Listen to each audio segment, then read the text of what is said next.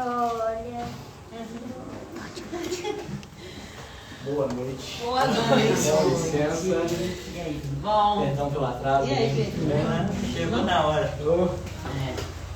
Nesse momento nós vamos agradecer a Deus primeiro pela chegada sã e salvo do Mateus, né, do palestrante que mora na cidade vizinha, né, a estrada não é 100%, então agradecer primeiramente a proteção da espiritualidade para que a vinda dele fosse permitida.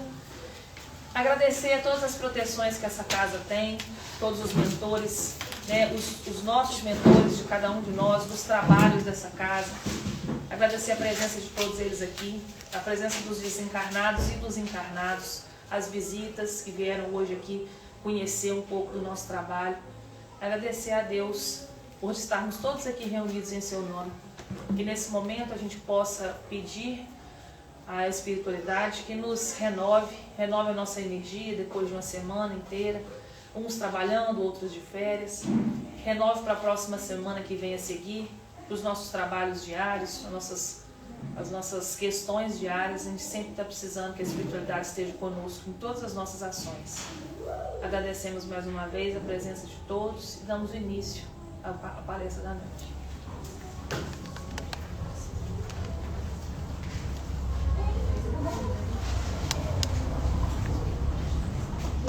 Nos problemas da posse, porque nada trouxemos para este mundo e manifesto é que podemos levar dele. Paulo, 1 Timóteo 6, 7.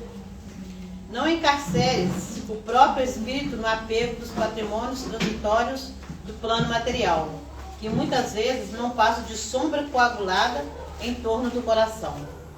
Observa o infortúnio de quantos se agrilhoaram a paixão da posse nos territórios do sentimento. Muitos não se contentaram com a própria ruína, convertendo semelhantes em vítimas de desvarios, a quem se confiaram insanos. Supunham-se donos das criaturas que amavam, e ante os primeiros sinais de emancipação a que se mostraram dispostos, não vacilaram em abatê-las sob golpe homicida. Julgavam-se proprietários absolutos de bens passageiros e transformaram as lágrimas dos órfãos e das viúvas em cadeias da fome e vínculos da morte. Presumiam-se mandantes exclusivos da autoridade e fortaleceram o império da violência.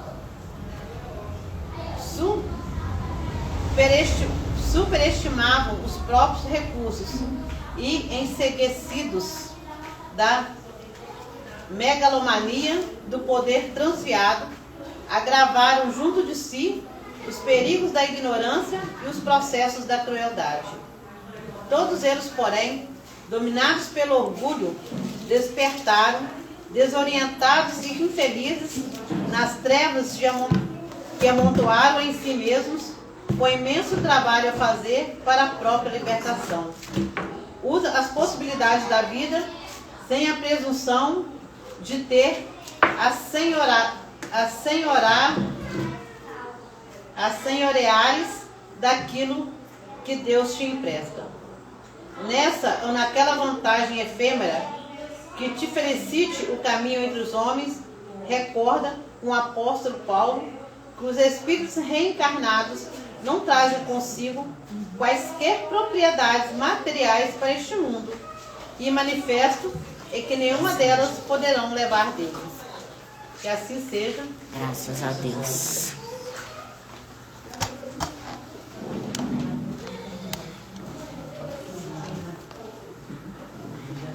Boa noite a todos e todas. Boa noite. Queria iniciar pedindo perdão pelo atraso, né? A gente acabou se enrolando lá, muita chuva, não deu para adiantar o tanto que eu gostaria na estrada, árvore caída.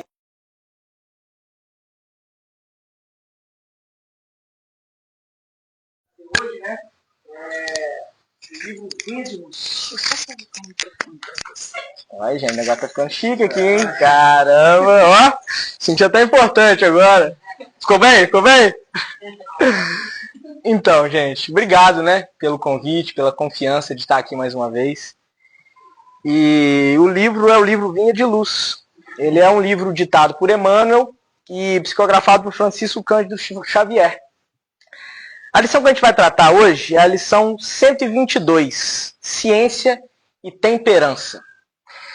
E eu acho engraçado, na verdade não é engraçado, mas assim, é uma confirmação, né, de que a gente nunca está ao léu. Sempre a mensagem que abre, né, o estudo, ela está relacionada com o estudo. Vocês já repararam isso? Vocês prestaram bastante atenção no que foi lido aqui antes de começar?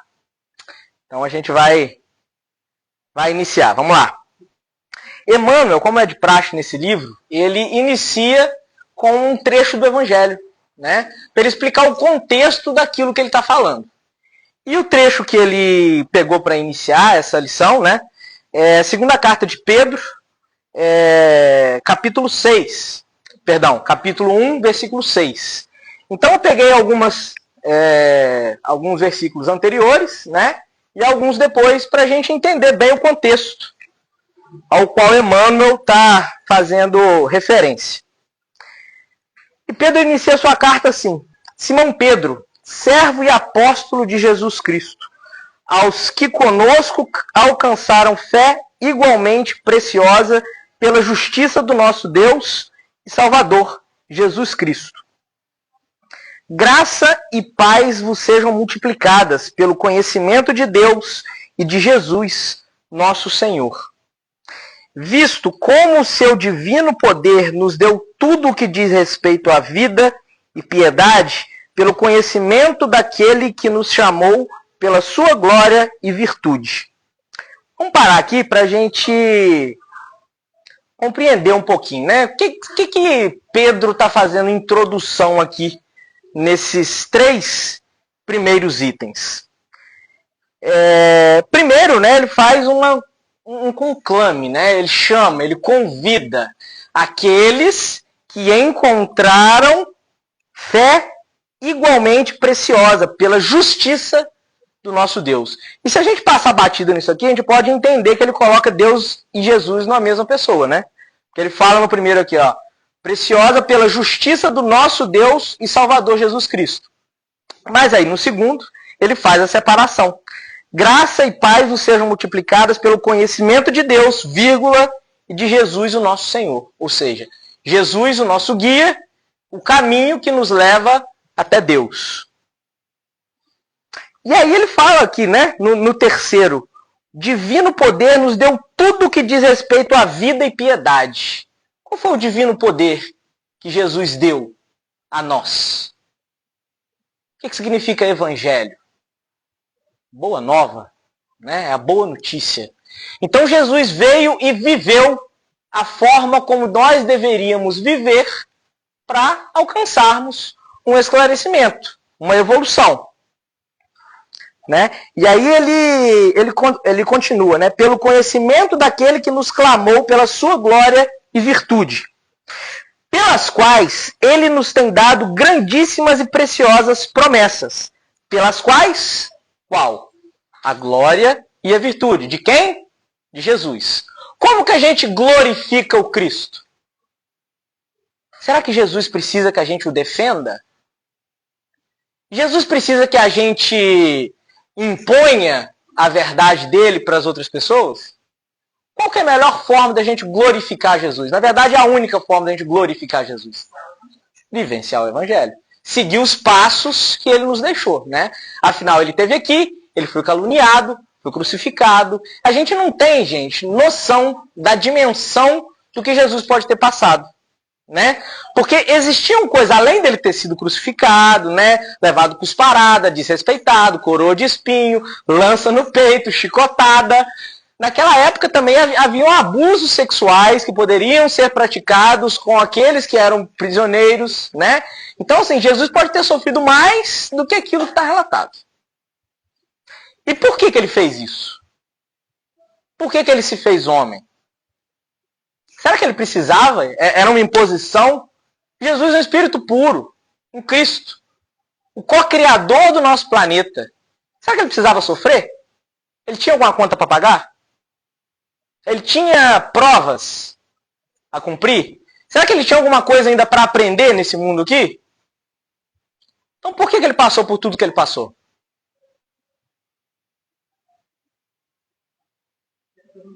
Não é? Claro. Para nos exemplificar. Mas por que ele passou por tudo que ele passou? Eu acho que é por causa da nossa inferioridade. A gente precisava ver que é possível viver. Porque não tem argumento contra Jesus. Que fala assim, mas ele fala, mas ele não viveu. Ele viveu.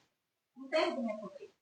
Fala assim, porque ele ensina, como é que fala? Tudo, exatamente.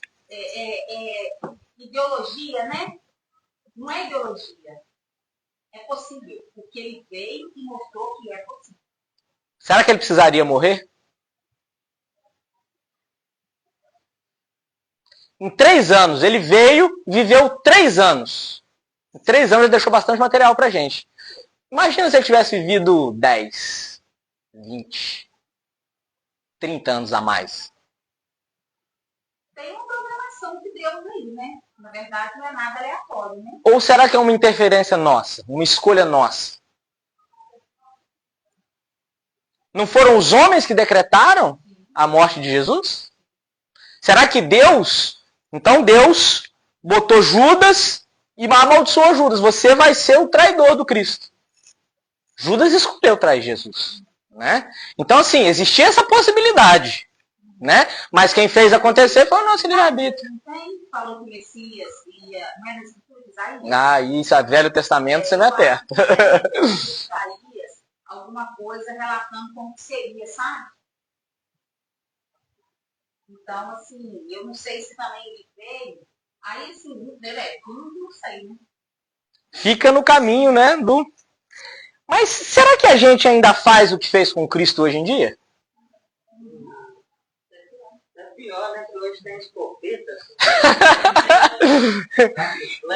Todas as vezes que nós estamos diante de uma situação em que nós escolhemos a violência, em que nós escolhemos o combate, em que nós escolhemos a luxúria, em que nós escolhemos o materialismo, nós estamos crucificando Cristo.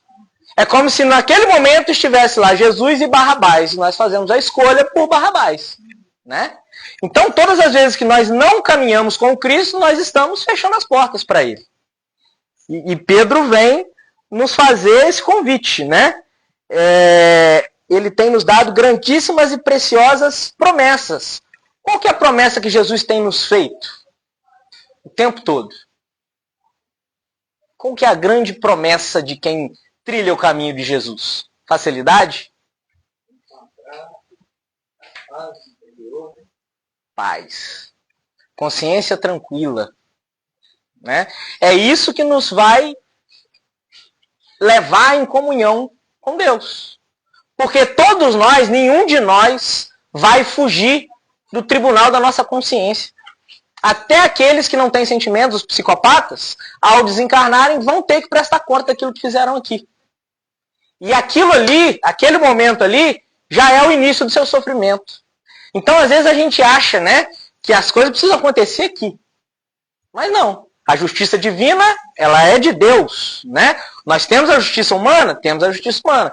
Mas a gente se indigna, muitas vezes, quando as coisas aparentemente não acontecem da forma como a gente acha que deveria acontecer.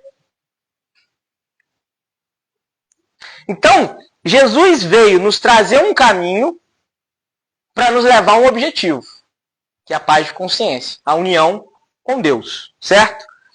Para que por elas fiqueis participantes da natureza divina, havendo escapado da corrupção que pela concupiscência há no mundo. O que é a corrupção? Quando nós estamos aqui num centro espírita, quando nós já conhecemos Jesus e escolhemos o materialismo, não estamos sendo corruptos? O que é concupiscência? Todo mundo sabe o significado?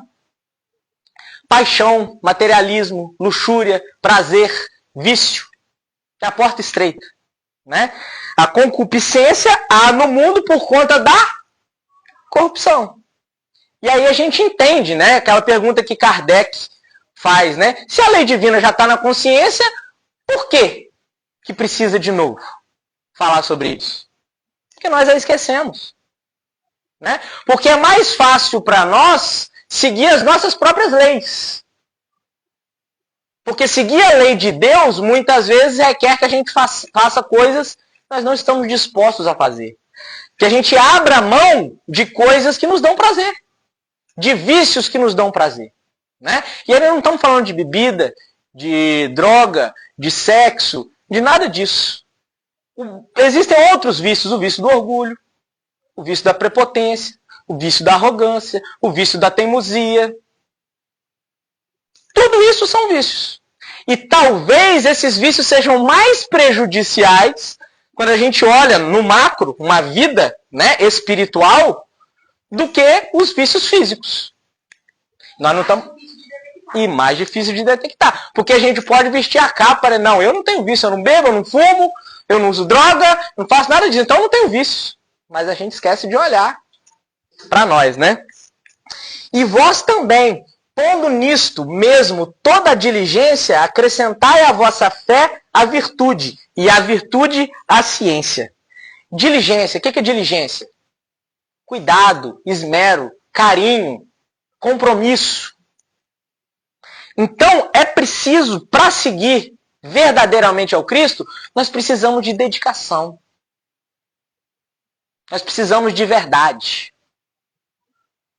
Por isso é necessário acrescentar a vossa fé. Porque, tá vendo que ele vem fazendo um delineamento? Ele faz um convite para aqueles que foram tocados. Ele não fala para todo mundo, para aqueles que foram tocados. E agora ele fala, acrescenta a sua fé, virtude e ciência. Porque o que é fé? O que é fé? Fé é acreditar? Ou fé é confiar? Eu posso acreditar em Deus, mas eu confio a minha vida a Ele? Eu posso falar, não, eu acredito em Deus, mas na hora ali do vamos ver, eu tomo a atitude confiando que Ele vai realmente prover, de que Ele vai realmente abrir os caminhos, de que Ele vai realmente proteger e de que Ele está me guiando. Nós não estamos falando aqui de displicência, né? De se jogar sem fazer um planejamento. Isso seria irracional, né? Mas o confiar em Deus é muitas vezes abrir mão do controle, abrir mão do territorialismo, abrir mão da vingança, abrir mão da violência, abrir mão de tudo isso. Entender que Deus está vendo tudo e todos. E o meu compromisso não é para com o outro, tão somente, mas principalmente para comigo mesmo. Todos os momentos que nós nos esforçamos por mudar o outro, nós estamos nos esquecendo do mais importante, que é mudar a nós mesmos. Porque se a gente entende que a vida é uma escola, todos os momentos em que estamos vivendo são oportunidades de aprendizado. E Pedro está fazendo um convite aqui, ó. Acrescenta a tua fé, virtude, e a virtude é ciência. Então, não basta simplesmente crer. É necessário conhecer. É necessário fazer. E aí é o trecho que Emmanuel dá como rumo, né, para nós. E a ciência, a temperança, e a temperança, a paciência, e a paciência, a piedade. Aí complicou, né? Por quê? Beleza, eu acredito, eu confio em Deus. Mas eu pratico aquilo que Deus pede para eu praticar? Qual é a minha forma de colocação diante das situações? Porque temperança é isso. É saber se posicionar. Fala um pouco de graciosidade, de usar um tom mais sereno, de brandura. Bem-aventurados os mansos, pois deles é o reino dos céus. A temperança, a paciência. Todo mundo aqui é paciente? Já adquiriu a virtude da paciência? Mas quem já falou, eu perdi a paciência? Eu nunca perdi, que eu não adquiri ela ainda. Mas eu já falei isso várias vezes, entendeu? Eu já falei isso várias vezes. Mas aí vocês percebem como que a gente não se enxerga? Quando a gente pergunta né, profundamente, a gente reconhece, não, eu ainda não adquiri a paciência. Mas em vários momentos da nossa vida, a gente fala, pô, perdi a paciência. Então, a gente, de fato, a gente não se ausculta. A gente não tem total consciência de quem nós somos, na verdade. A gente até confia em Deus, né? Não. Se eu tiver um resultado imediato. Só que a questão de evangelho é tempo. Por isso a gente vê muitas vezes pessoas que iniciam na tarefa e aí você vê um potencial, nossa, essa pessoa vai longe. Daí a pouco começa a desandar, começa isso, começa aquilo, começa isso. Porque conforme as dificuldades vão vindo, a fé vai esfriando. E Jesus falou sobre isso. Por multiplicarem as iniquidades, o amor de muitos esfriará. E aquele que perseverar até o fim é que será salvo. Por isso é necessário paciência. Por isso é necessário piedade. Porque nós seremos feridos no processo. O mundo está doente. As pessoas estão sofrendo. E muitas vezes quem está doente e em sofrimento fere. Por isso a gente precisa ter piedade. E para com nós mesmos? E quando a gente fere o nosso irmão? Porque às vezes a gente até tem, né, paciência com o outro, mas com a gente é um algoz, né? A gente se destrói por dentro. Isso também. Aí você está amando ao outro, mas está esquecendo de amar a si mesmo, né? E viver no evangelho é uma troca, né? Amar ao outro como a si mesmo. Então eu faço ao outro o que eu gostaria que fizesse comigo. Mas a gente tem a capacidade de empatia, de se colocar no lugar do outro, de entender qual que é a realidade que aquele outro está vivendo, quais são as dificuldades que ele está enfrentando, a história de vida que aquele ser traz. Porque as bagagens de experiências, elas são individuais. Cada um tem as suas dores. E se as dores são diferentes, o que fere também é diferente. Talvez o que para mim seja bobagem, para vocês pode não ser, e vice-versa. Porque se em vós, e a piedade, o amor fraternal, e ao amor fraternal, a caridade. Percebe que ele vai fazendo uma construção? Um degrau após o outro?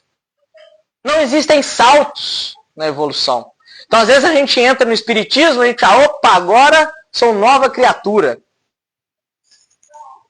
Muitas vezes a gente cai, se perde por conta disso. Porque as mudanças, elas não acontecem de uma hora para outra. É gradual. É passo por passo. É passo por passo. Qual é o aprendizado do momento? Talvez essa seja a sabedoria da evolução. Entender qual o aprendizado que a vida está me propondo agora, dentro dessa situação. E focar ali. E focar ali. Se você aprender aquela lição ali, tá ótimo. E aguarda Deus mandar a próxima lição. Isso é confiar, isso é ter paciência, isso é ter diligência. Porque se em vós houver e abundarem essas coisas, não vos deixarão ociosos nem estéreis no conhecimento de nosso Senhor Jesus Cristo. Porque é isso que ele viveu. Pois aquele em quem não há essas coisas é cego. Nada vendo ao longe, havendo-se esquecido da purificação dos seus antigos pecados. Nós estamos em que situação aqui? Olha o que ele está falando. Quem não tem isso aqui que ele acabou de falar é cego. Nós já conseguimos ver? Nós já temos isso tudo que ele falou aqui? Então, muitas vezes, a gente ainda está cego. E aquela pessoa que não tem nem um pouco esclarecimento do que nós temos? Será que ela enxerga? E como nós a tratamos? Qual o rigor que nós temos com essas pessoas? Qual o rigor que nós temos conosco mesmos? Portanto, irmãos, procurai fazer cada vez mais firme a vossa vocação e eleição, porque fazendo isso, nunca jamais tropeçareis. Olha ele falando mais uma vez aqui. Foca em você. E cuidado com essa fala. Focar em você não quer dizer que você precisa ser egoísta e esquecer dos seus irmãos. Não é isso que ele está querendo dizer. Mas foque em construir a virtude em você. Não construir a virtude nos outros. Porque às vezes a gente se arvora em fazer, né, transformação nas outras pessoas. A gente julga, a gente critica. Por quê? É mais fácil eu julgar e criticar aquilo que eu não concordo, que está no outro, do que eu olhar para mim e enxergar que eu tenho muitas vezes as mesmas características das quais eu estou julgando, as quais eu estou condenando, as quais eu estou criticando. E aí a gente não aprende a lição. Porque a vida está colocando para a gente a oportunidade de aprendizado e a gente está jogando a oportunidade fora. Por quê? Porque a gente está olhando para o lugar errado. E por que a gente faz isso? Por que a gente faz isso? Tem um bichinho chamado orgulho e egoísmo, né? Que corrói os seres humanos. Porque a gente não quer descer do pedestal. A gente não quer se colocar abaixo daquilo que a gente acha que a gente é. E aí a gente entra, de fato, no texto de Emmanuel. Quem sabe precisa ser sóbrio. Não vale saber para destruir. Você já tem algum conhecimento? Show. Você já consegue colocar alguma coisa em prática? Show. Agora, como você usa essa ferramenta? Porque o conhecimento voltado para um local errado, ele pode ser altamente destruidor.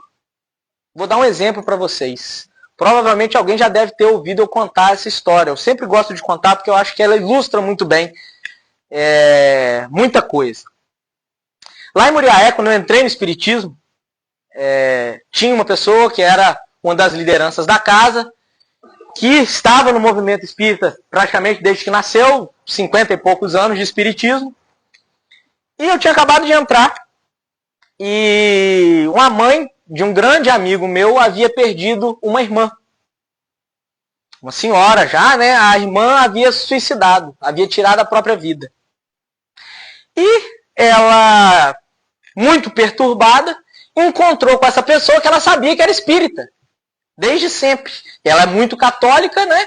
E tinha aquele medo, né? Porque a irmã tinha suicidado, o que ia ser da irmã, o que ia ser do espírito da irmã, que ela ia ser condenada, ela ia sofrer o tempo todo, nananana. E foi questionar essa pessoa, que ela sabia que era espírita, 50 e poucos anos de espiritismo. O que ia acontecer com a irmã dela? O que acontecia quando a pessoa suicidava? Qual que era a visão espírita disso tudo? E a pessoa, no auge da sua sensibilidade, começou a recitar para ela memórias de um suicida. Falar que a pessoa fica presa no corpo, no caixão, que sente os vermes comendo o corpo, e foi descrevendo o que está escrito no Memórias de um Suicida. A senhora chegou para mim chorando depois. Me contou o que tinha acontecido, né, que tinha encontrado com essa pessoa. Quer dizer, piorou ainda mais o sofrimento dela. Percebe o que o conhecimento sem a sensibilidade pode virar uma arma? Nós podemos nos tornar tiranos. Vamos olhar para a história aí. O papel que a igreja teve na história. Olha como o nome de Jesus foi usado durante a história. Cruzadas, Inquisição. E nós não estamos fazendo aqui crítica à igreja católica, não. Mas aqueles que usavam o nome do Cristo. E nós, né, como a espiritualidade, a questão 625, disse, né, que o modelo e guia é Jesus, nós estamos usando o nome do Cristo também. E aí a gente vê um movimento espírita que, apesar de não fazer Inquisição, apoia o genocídio. Lideranças do movimento espírita apoiando a morte dos palestinos. Lideranças do movimento espírita apoiando violência. E para quem não conhece o espiritismo e vê uma coisa dessa, você acha que essa pessoa vai querer conhecer? E as pessoas que estão entrando no espiritismo, e as pessoas que não têm esclarecimento de questionar e simplesmente vão no rumo se guiando por falas dessas pessoas. Percebem? Então o primeiro passo precisa ser a moralidade. Por isso o modelo e o guia é Jesus. Antes de qualquer coisa, chegou uma mensagem, analisa. Pô, isso aqui está de acordo com o Evangelho? Jesus falaria isso? Os apóstolos falariam isso? Se tá, show. Se não tá, calma lá. Muita gente, aos primeiros contatos com a fonte do conhecimento, assume atitudes contraditórias, impondo ideias, golpeando aqui e acolá. Semelhantes expositores do saber nada mais realizam do que a perturbação. E aí a gente vê, às vezes, o movimento espírita castrador, né? Que não tem abertura para o jovem, que não tem abertura para o desenvolvimento de outras pessoas. Então, às vezes, a gente pega uma coisa que nos foi dada para a construção e a gente usa para destruir, para alienar, para abafar. É por isso que a ciência, em suas expressões diversas, dá mão forte a conflitos ruinosos e inúteis em política, filosofia e religião. Bomba atômica. Olha a ciência como ela foi usada na política. Agora, a ciência é ruim? Ciência é neutra. Né? Rede social é ruim? Celular é ruim? Tudo isso é neutro. Mediunidade é karma? Mediunidade é presente? É neutro. Tudo isso é neutro. Depende de como nós vamos usar. Depende de quem usa. Uma faca, ela pode ser muito útil na cozinha. Mas ela pode ser uma arma se eu enfiar no meu irmão. Exatamente a mesma coisa. Então a gente precisa ter cuidado, ter diligência com a importância da ferramenta que nos está sendo dada.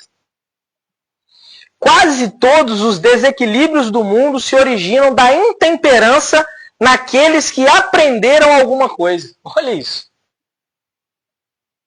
Olha Emmanuel puxando a nossa orelha, mas puxando a orelha bravo mesmo, né?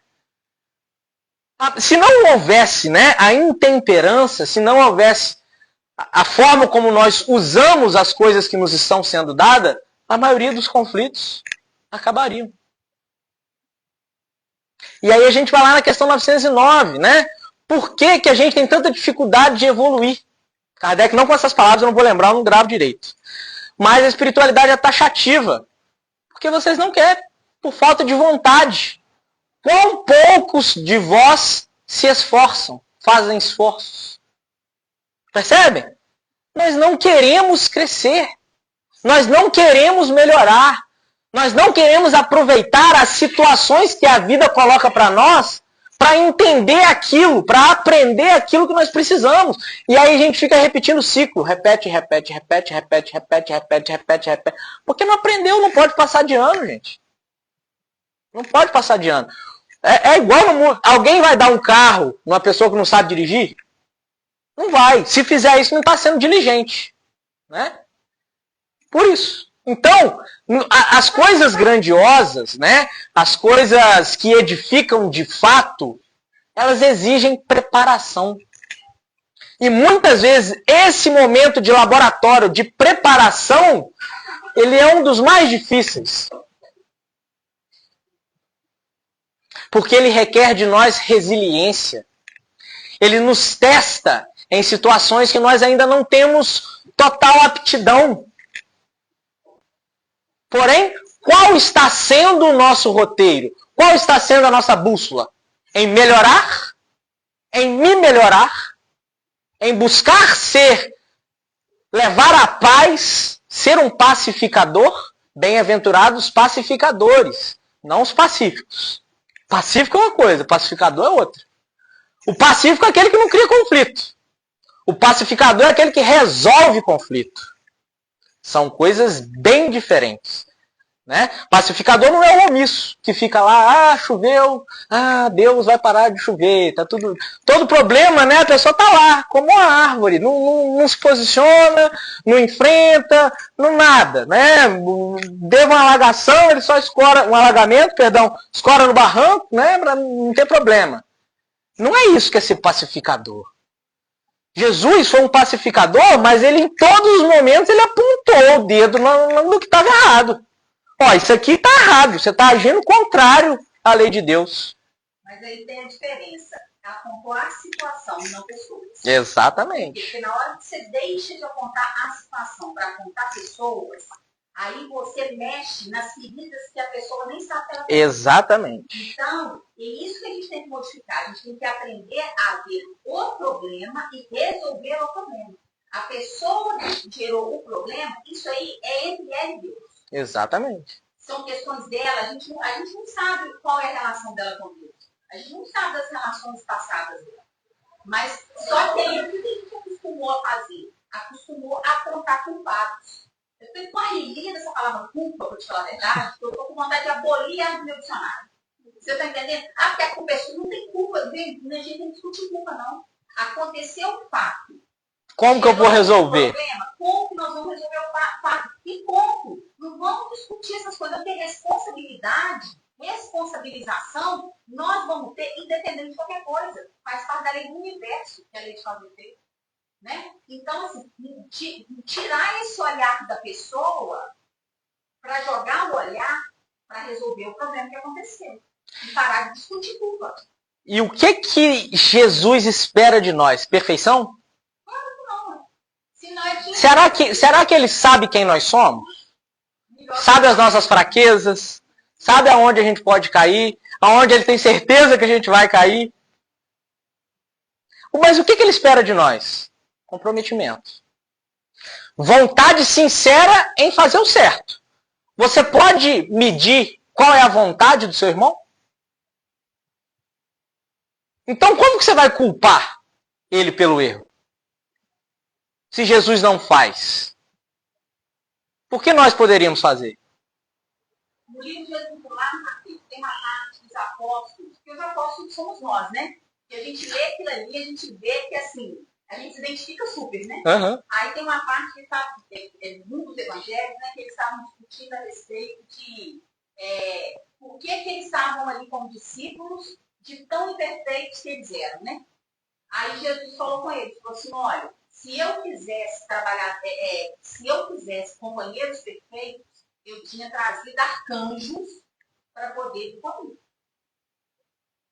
Eu não trouxe arcanjos para vir comigo. Então, o meu propósito não é esse. O propósito é trabalhar com o trabalhador que tem. Por quê? Porque senão a gente não cresce. Isso é misericórdia divina. Exatamente. E cada trabalhador desempenha uma função e dá um aprendizado para a equipe individual, né? Insubstituível. E aí, aqui eu já acabei. Ô, gente, vocês me falam do horário aí, tá? Que aqui não tem horário, eu não tô sabendo não, hein? Eu embalo na fala aqui. 20 minutos? Ah, então tá tranquilo. Não esqueçamos, toda ciência, desde o recanto mais humilde ao mais elevado da terra, exige ponderação. Vou usar aqui uma citação de um filósofo muito importante. Tio Ben, do Homem-Aranha. Com grandes poderes, tem grandes responsabilidades. Né? E o conhecimento é um poder, gente. A ciência é um poder. O cargo que nós exercemos é um poder. Nossa posição familiar é um poder. Né? Nossa posição no centro espírita é um poder. Tudo isso é poder. Como nós estamos usando essas situações? São oportunidades de aprendizado e de crescimento. Como nós estamos nos posicionando diante da posição que nos foi dada? Porque, se vocês não perceberam, né, no livro falou aqui, às vezes a gente se agarra no material, né? Se agarra no personagem que a gente vive ali naquele momento. Só que tudo é passageiro. Então, nós não somos o dirigente da casa espírita, nós estamos. Nós não somos o médium que trabalha fazendo função tal. Nós estamos.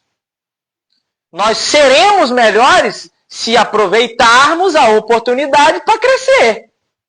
Aí a gente vai ser melhor. Mas a gente vai ser melhor independente daqui. A gente vai ser melhor lá, não aqui.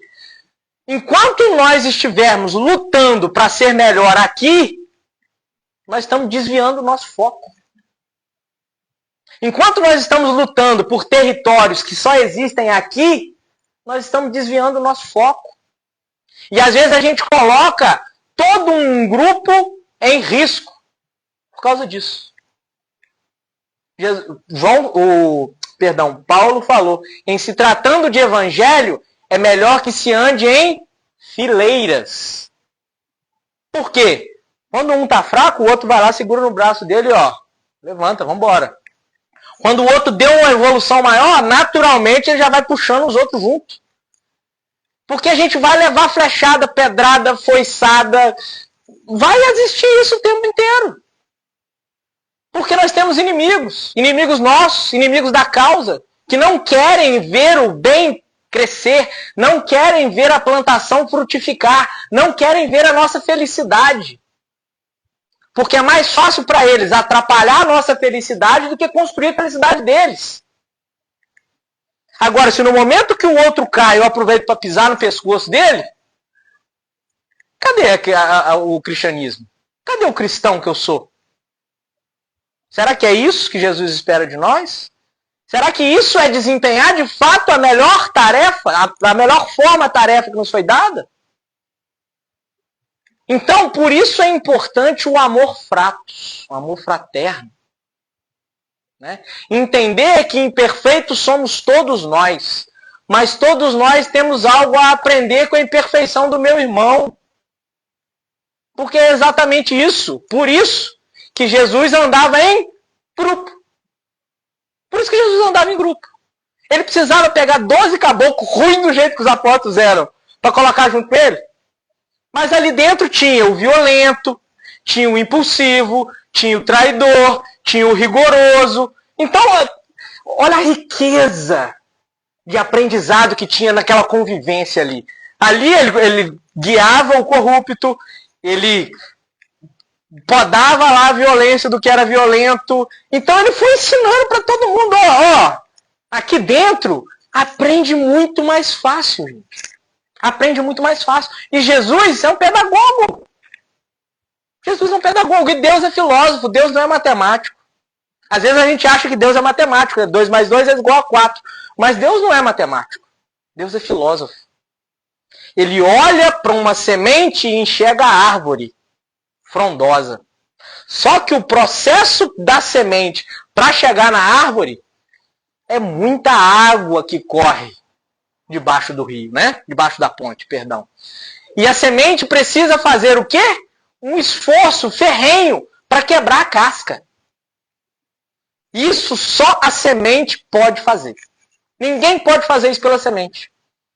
Por quê? Vocês já tentaram plantar uma semente e antes de plantar você quebrar a casca dela, ela brota? Dá fungo e morre. Então você precisa plantar a semente intacta e ela, dentro do ambiente, com o que é disponível para ela, ela rompe essa casca e ela lança raízes. A partir daí, o jardineiro tem importância. A partir do momento que ela rompeu a casca, o jardineiro bota água, o jardineiro dá nutriente, dá sol, né? Aí o jardineiro começa a trabalhar. Mas, se não romper a casca, tem como trabalhar? Não tem. Ou se a fruta não quiser sair da árvore, quiser ficar agarrada lá na árvore, gera uma nova árvore? Não gera. Então, existe a nossa contrapartida, que é exatamente isso, de olhar para a gente mesmo e entender qual é a prioridade. Cara, isso aqui eu tenho que resolver ontem. E focar nisso ali. Tá ótimo se a gente fizer isso. Só que a questão é que a gente fica sim, ó, olhando para fora, olhando para fora, olhando para fora. Porque quando a gente olha para a gente e enxerga a parada que não é legal de enxergar, dá problema. O homem do serviço de higiene precisa temperança, a fim de que a sua vassoura não constitua objeto de tropeço, tanto quanto o homem de governo necessita sobriedade no lançamento das leis, para não conturbar o espírito da multidão. Percebem que Emmanuel pega dois extremos? Pega dois extremos, para mostrar que isso é importante em toda a caminhada. E aquele que é como que ele usa o termo aqui? Que faz o serviço de higiene hoje, amanhã vai estar colocando as leis. E isso não quer dizer que quem está colocando as leis hoje é mais evoluído do que o que está fazendo o serviço de higiene. São papéis, são aprendizados. Talvez aquele precise agora lançar as leis porque precisa aprender algo para fortalecer ele, para depois ele fazer uma higiene bem feita. Né? Então não existe melhor ou pior. Existe Jesus. Existe quem segue o caminho de Jesus e quem não segue o caminho de Jesus. Se tratando de cristianismo, se tratando de evangelho, simples assim. Não existe competição, não existe violência, porque todas as vezes que a gente age dessa forma, a gente está fortalecendo a quem? Ao Cristo, que ainda está uma sementinha brotando no nosso coração, ainda franzina. Por que ele falou, né? Quando o semeador saiu a semear? Ele jogou as sementes. Saiu jogando as sementes. E é isso que Jesus faz. Está jogando as sementes. Agora, como é que está a terra do meu coração? Eu consigo adubar a terra do coração do outro? Eu consigo tirar espinho no coração do outro? Eu consigo tocar as aves para não comer a semente que está no coração do outro? Enquanto eu perder tempo fazendo isso, a minha semente vai ficar sufocada. E eu jamais vou encontrar o quê? Qual que é a promessa de Jesus? A paz. Porque eu não estou fazendo aquilo que eu preciso fazer. E aquele desconforto, a nossa consciência, vai nos cobrar. E não olvidemos que a temperança, para surtir o êxodo desejado, não pode eximir-se a paciência. Como a paciência, para bem demonstrar-se, não pode fugir à piedade, que é sempre compensação e concurso fraternal. Quando Kardec vai colocando lá, né, as 10 leis morais, qual que é a última? Justiça, amor e caridade. É a única que tem 3 palavras, né? Tem lá. Vamos ver se eu não vou arriscar, não, que eu vou errar. Estou meio destreinado. São as 10 leis. Lei de adoração, lei de destruição, lei de trabalho. E a última é justiça, amor e caridade. Porque a justiça em si só se torna o olho por olho, dente por dente. A gente se torna algoz daquele que a gente teoricamente está julgando. O amor sem justiça também é vazio, porque você se torna permissivo, né?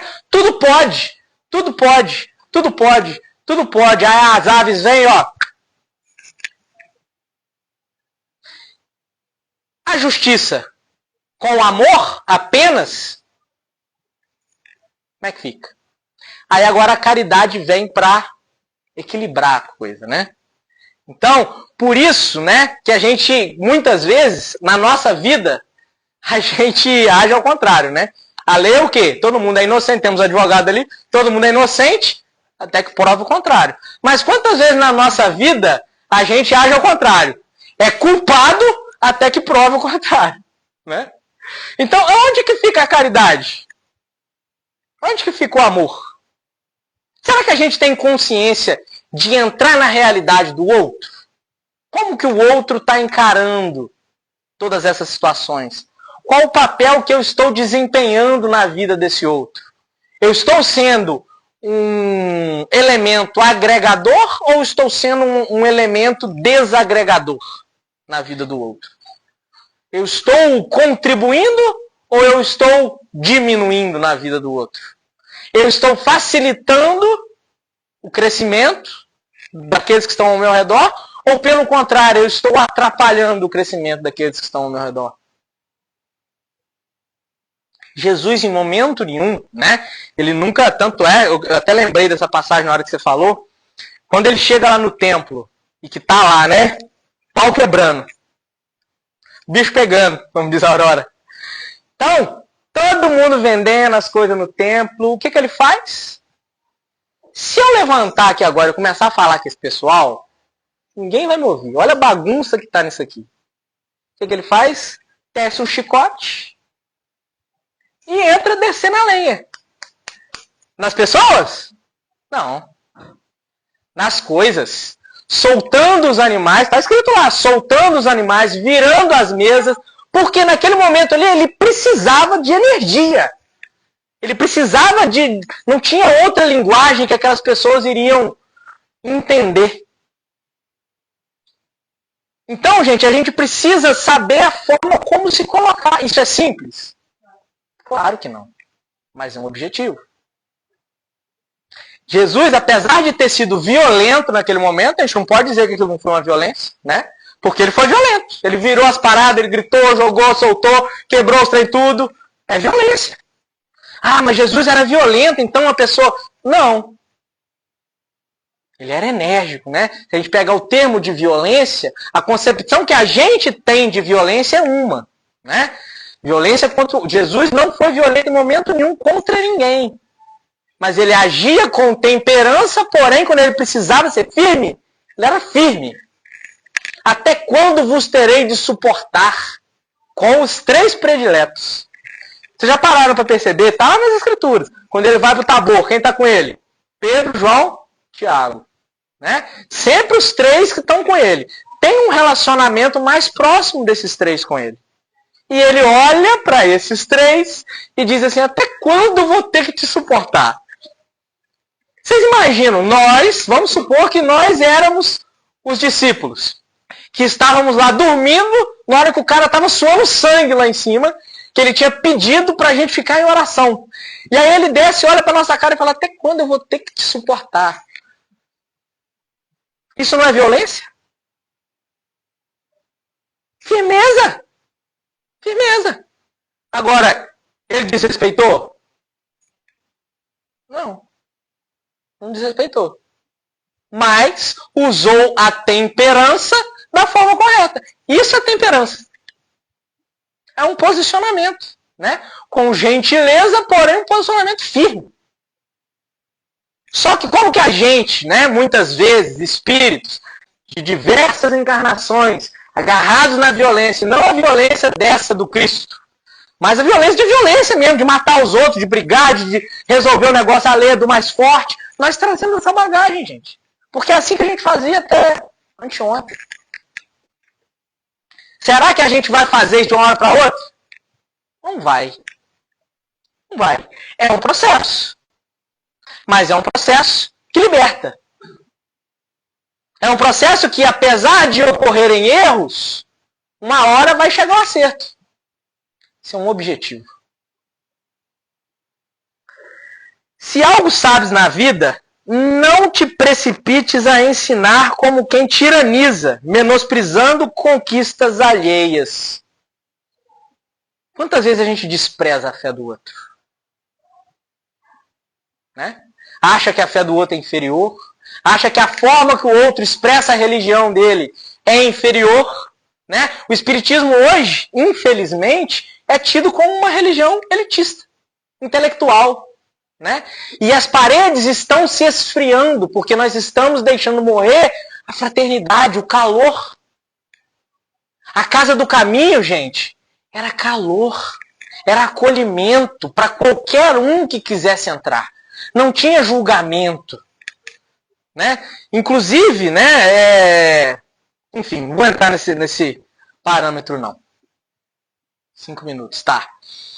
E às vezes a gente diminui a conquista das outras pessoas. Em vez de aprender com a diferença, a gente segrega. Às vezes a conquista do outro foi muito maior do que a nossa. Proporcional, exatamente. O outro está muito mais progredindo, muito mais rápido. Porque às vezes ele saiu de um ponto muito mais afastado do que o que você saiu. Então, aquilo que a gente olha hoje e acha pequeno, para ele é um grande avanço, né? Então a gente não pode mensurar. Não tem como a gente mensurar. Examina as situações, características de cada um e procura primeiramente entender o irmão de luta. Qual é a luta que aquela pessoa está travando? Quais são as feridas que aquela pessoa está trazendo, perdão? O que será que está passando de questionamento na cabeça daquela pessoa? Será que aquela pessoa não está muito mais em conflito do que de fato agindo mal? Como eu posso estender mão amiga para essa pessoa? E focar na gente. Focar em construir a virtude na gente mesmo. Saber não é tudo. É necessário fazer. E para bem fazer, homem algum dispensará a calma e a serenidade, imprescindíveis ao êxito, nem desdenhará a cooperação, que é a companheira dileta do amor. Jesus, que era Jesus, tinha ajudantes. Andava em grupo. Nós precisamos uns dos outros. Nós precisamos da comuna, da comunidade. Porque ninguém cresce sozinho, isolado, no isolamento, né? Porque exatamente dos relacionamentos, que vem do latim ralar, né? Então relacionar-se é ralar-se. Exatamente desses ralados, é que gera a perfeição. Uma pedra quebra lá de cima, tem uma chuva, quebra a pedra. E a pedra vem rolando pelo rio. E vem rolando, e vem rolando. O que deixa ela redonda quando ela chega cá embaixo? Não foi os atritos que ela teve no passado tempo? Então, esses atritos, eles fazem parte do processo.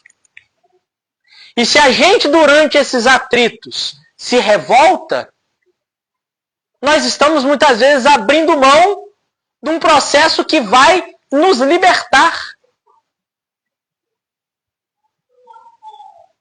Então, muitas vezes, acolher os espinhos na jornada, acolher os espinhos da jornada, faz parte de um jardineiro diligente.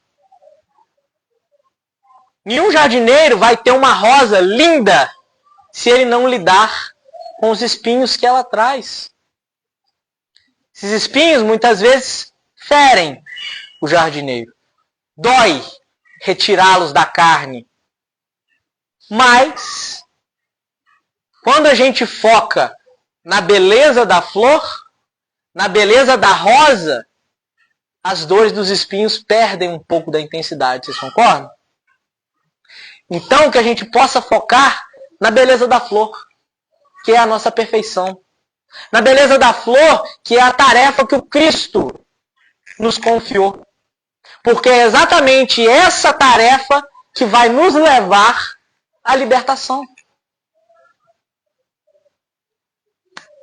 Que a paz do Cristo esteja conosco. Que assim seja.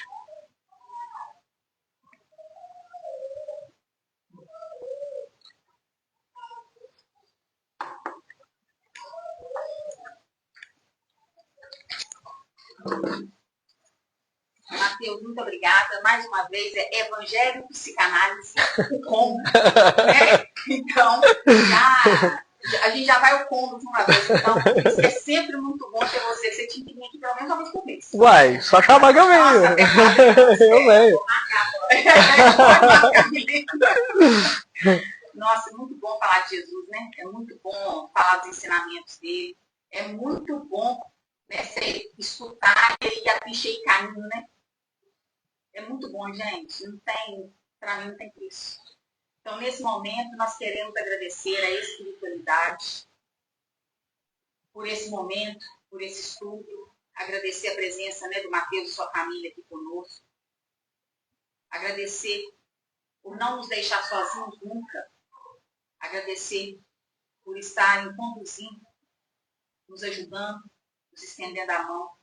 E todas as vezes que a gente tropeça, às vezes caímos, estendem a mão para poder nos levantar, para que a gente possa seguir os caminhos que o nosso mestre deixou, que nós não temos dúvida de que nós estamos no caminho certo. Isso é o mais importante. Então, que nós tenhamos coragem, que nós tenhamos força de enfrentar a nós mesmos, de identificar aquilo que ainda nos trava, aquilo que ainda nos atrasa, para que nós possamos movimentar junto com Ele, ao seu exemplo. Senhor Jesus, nesse momento, então, rogamos aos magnetizadores siderais que possam ir até a casa de todos aqueles que assistem, seja agora, nesse momento, ao vivo, seja posteriormente, que possam ir na casa de cada um. E durante a oração do Pai Nosso, que seja ministrado o passe, que seja fluidificada a água colocada para a fluidificação da espiritualidade. Amém. Pedimos a autorização aos mentores dos lares para que nós possamos, para que a espiritualidade trabalhadora dessa casa possa adentrar. Pai nosso que estás no céu, santificado seja o vosso nome. Venha a nós o vosso reino, seja feita a vossa vontade, assim na terra como no céu. O pão nosso de cada dia nos dai hoje. Perdoai as nossas ofensas, assim como nós perdoamos a quem nos tem ofendido. Não nos deixeis cair em tentação, mas livrai-nos do mal. Amém. Ave Maria, cheia de graça, o Senhor é convosco. Bendita sois vós entre as mulheres, bendito é o fruto do vosso ventre, Jesus. Santa Maria, Mãe de Jesus, rogai a Deus por nós, pecadores, agora e na hora de nossa passagem. Que assim seja. E em seu nome, Jesus, nós pedimos autorização para encerrar o estudo da noite. Que assim seja, graças a Deus.